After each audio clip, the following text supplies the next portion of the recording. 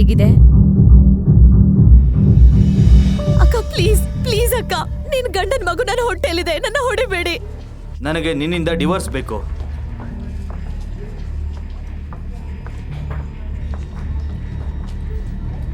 ಏನ್ ಮಾಡ್ತಿದ್ಯಾ? ಎಷ್ಟು ಕುಡಿತೀಯಾ? ವೇಟರ್ ವೇಟರ್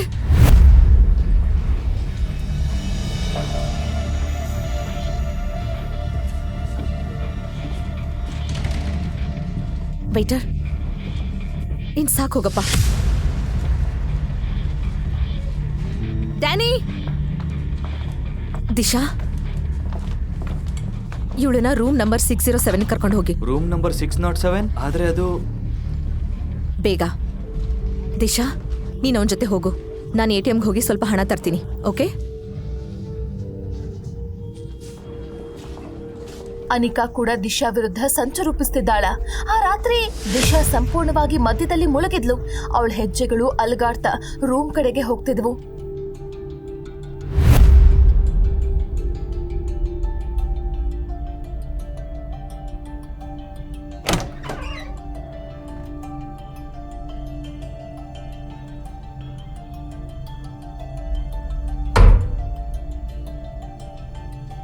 ಸಂಪೂರ್ಣ ಮದ್ಯಪಾನದಿಂದ ಮಂಕಾಗಿ ಅನಿಕಾ ಹೇಳಿದ ರೂಮ್ಗೆ ಬಂದಾಗ ದಿಶಾಗೆ ಏನೋ ವಿಚಿತ್ರ ಅನಿಸ್ತು. ಯಾವುದೋ ನೆರಳು ಅವಳ ಕಡೆ ಬರ್ತಿರುವಂತೆ ಕಾಣಿಸ್ತು. ಅವಳ ಹೊರತಾಗಿ ಇನ್ನೊಬ್ಬರು ರೂಮ್ನಲ್ಲಿ ಇದ್ದಾರೇನೋ ಅನಿಸ್ತು. ಮೊದಲು ಅವಳಿಗೆ ನೆರಳು ಓಡಾಡುವಂತೆ ಮಾತ್ರ ಕಾಣಿಸ್ತಾ ಇತ್ತು.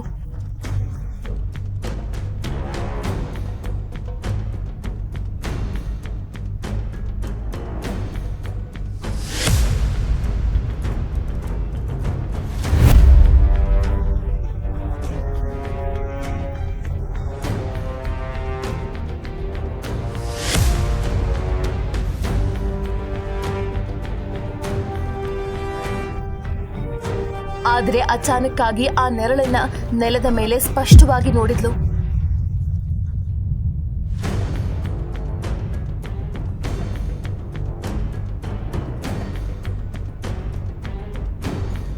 ಭಯಗೊಂಡು ಗಾಬರಿಗೊಂಡ ದಿಶಾ ಪ್ರಜ್ಞೆ ತಪ್ಪಿದ್ಲು.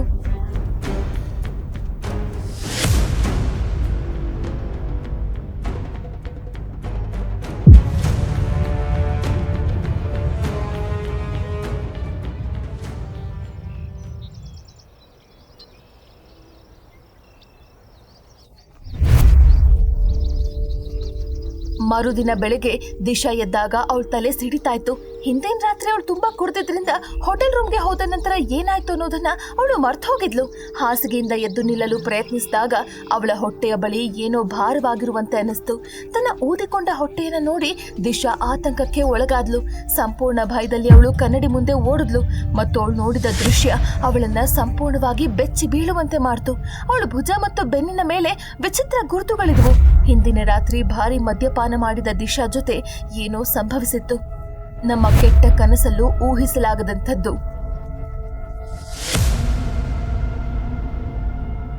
ನನ್ನ ಹೊಟ್ಟೆ ಇದು ಹೇಗಿಷ್ಟೊಂದು ದಪ್ಪ ಆಗಿದೆ?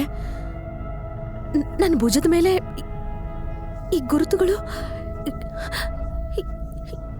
ಏನಿದು? ಕಳೆದ ರಾತ್ರಿ ಏನಾಯ್ತು ಅಂತ ನನಗೆ ಯಾಕೆ ನೆನಪಾಗ್ತಾ ಇಲ್ಲ? ದಿಶಾ ಒಂದು ರಾತ್ರಿಯಲ್ಲಿ ಹೇಗೆ ಗರ್ಭಿಣಿಯಾದ್ಲು? ಅವಳ ಜೊತೆ ನಿಜವಾಗಿ ಏನಾಯ್ತು? ಅವಳ ಭುಜದ ಮೇಲಿರುವ ಗುರುತು ಏನನ್ನ ಸೂಚಿಸುತ್ತದೆ?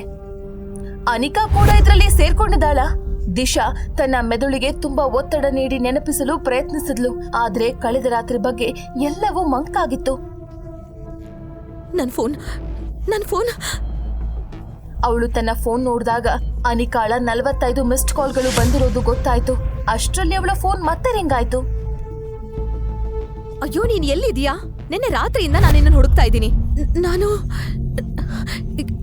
ನನಗನ್ನಿಸ್ತಾ ಇದೆ ನಾನು ಹೋಟೆಲ್ ರೂಮಲ್ಲಿ ಇದ್ದೀನಿ. ಒಮ್ಮೆ ನಿನ್ ರೂಮ್ ನಂಬರ್ ನನಗೆ ನೋಡಿ ಹೇಳು. ಅದು 607. ರೂಮ್ ನಂಬರ್ 607 ಅನ್ನ ಕೇಳಿದ ತಕ್ಷಣ ಅನಿಕಾಗೆ ಸ್ವಲ್ಪ ಸಮಾಧಾನ ಆಯ್ತು. ಸರಿ, ಓಕೆ ಎಂದು ಹೇಳಿ ಅವಳು ತಕ್ಷಣ ದಿಶಾ ರೂಮ್ ಕಡೆಗೆ ಧಾವಿಸಿದ್ಲು.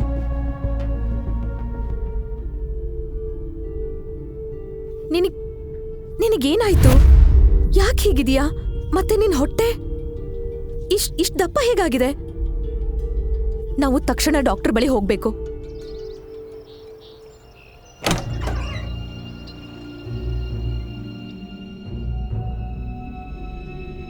ರಿಪೋರ್ಟ್ಗಳು ಬಂದಿದೆ. ನೀವು 7 ತಿಂಗಳು ಗರ್ಭಿಣಿ. ಒಂದ್ ಕಡೆ ದಿಶಾ ಅಚ್ಚರಿಗೊಂಡ್ಲು. ಯಾರೂ ಮುಟ್ಟದೆ ಅವಳು ಏಕಾಏಕಿ 7 ತಿಂಗಳು ಗರ್ಭಿಣಿಯಾಗಿದ್ ಹೇಗೆ? ಇನ್ನೊಂದ್ ಕಡೆ ಗರ್ಭಧಾರಣೆ ಖಚಿತವಾದ ತಕ್ಷಣ ಅನಿಕಾ ತುಂಬಾ ಸಂತೋಷ ಪಟ್ಲು.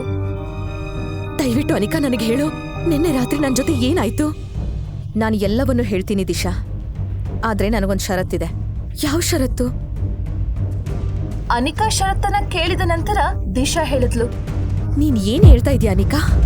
ನೀನ್ ನಿನ್ನೆ ರಾತ್ರಿ ಬಗ್ಗೆ ಸತ್ಯ ಹೇಳದೇ ಇದ್ರು ಸರಿ, ನಾನ್ ಮಾತ್ರ ಈ ಷರತ್ತಿಗೆ ಒಪ್ಪೋದಿಲ್ಲ. ಆ ಷರತ್ತೇನು? ದಿಶಾ ನೆನ್ನೆ ರಾತ್ರಿಯ ಸತ್ಯವನ್ನ ತಿಳಿದುಕೊಳ್ತಾಳ ಅಥವಾ ಅನಿಕಾ ಸತ್ಯವನ್ನ ಹೇಳ್ತಾಳ? ದಿಶಾ ನೆನ್ನೆ ರಾತ್ರಿ ಸತ್ಯವನ್ನ ಹುಡುಕಲು ಪ್ರಯತ್ನಿಸ್ತಿರುವಾಗ ಅವಿನಾಶ್ ಆಸ್ಪತ್ರೆಯಲ್ಲಿ ಲಾಸ್ಯಾಗೆ ಚೆಕಪ್ ಮಾಡಿಸ್ತಾ ಇದ್ದ. ಲಾಸ್ಯ ಎಂದಿನಂತೆ ಹೊಸ ನಾಟಕ ಮಾಡ್ತಿದ್ಲು. ಎಲ್ಲವೂ ಸರಿ ಇದೆ, ಆದ್ರೆ ನಾವು ಅವಳನ್ನ ಒಂದಿನ ಅಬ್ಸರ್ವೇಷನ್ ಅಲ್ಲಿ ಇಡಬೇಕು. Okay, thank you. ನಮ್ಮ ಮಗುಗೇನಾದ್ರೂ ಆದ್ರೆ ನಾನಂತೂ ಬದುಕೋದಿಲ್ಲ ಅಷ್ಟೇ ಅವಿನಾಶ್. ಇಲ್ಲ ಇಲ್ಲ, ಚಿಂತೆ ಮಾಡಬೇಡ. ನಾನಿರೋವಾಗ ದಿಶಾ ಆಗ್ಲಿ ಯಾರೇ ಆಗ್ಲಿ ನಮ್ಮ ಮಗುನ ಏನು ಮಾಡೋಕ್ಕಾಗಲ್ಲ. ನಿನಗೆ ಯಾವುದೇ ಚಿಂತೆ ಅಗತ್ಯ ಇಲ್ಲ. ನಾನು ನಿನ್ನ ಜೊತೆ ಇರ್ತೀನಿ, ನಾನು ನೋಡ್ಕೊಳ್ತೀನಿ. ನಾನು ನಿನಗೆ ಜ್ಯೂಸ್ ತರ್ತೀನಿ, ಓಕೆನಾ?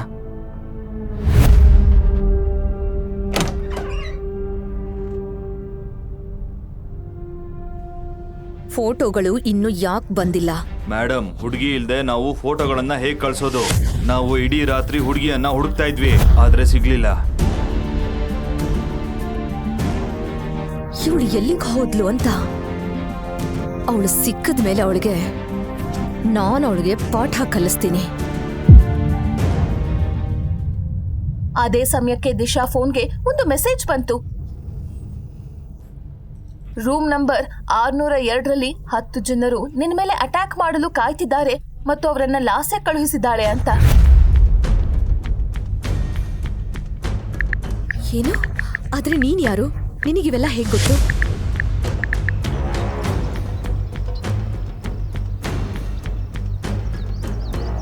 ನಾನು ನಿನ್ನೆ ರಾತ್ರಿ ನಿನ್ನ ಜೊತೆ ಇದ್ದವನು. ಇವತ್ತಿಂದ ನಿನ್ನ ಜೀವನ ಸಂಪೂರ್ಣವಾಗಿ ಬದಲಾಗುತ್ತೆ.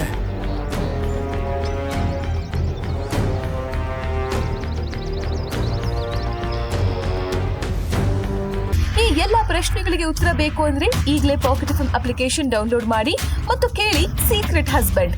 ಅಪ್ಲಿಕೇಶನ್ ಡೌನ್ಲೋಡ್ ಮಾಡಲು ಡಿಸ್ಕ್ರಿಪ್ಷನ್ ನಲ್ಲಿರುವ ಲಿಂಕ್ ಅನ್ನು ಕ್ಲಿಕ್ ಮಾಡಿ.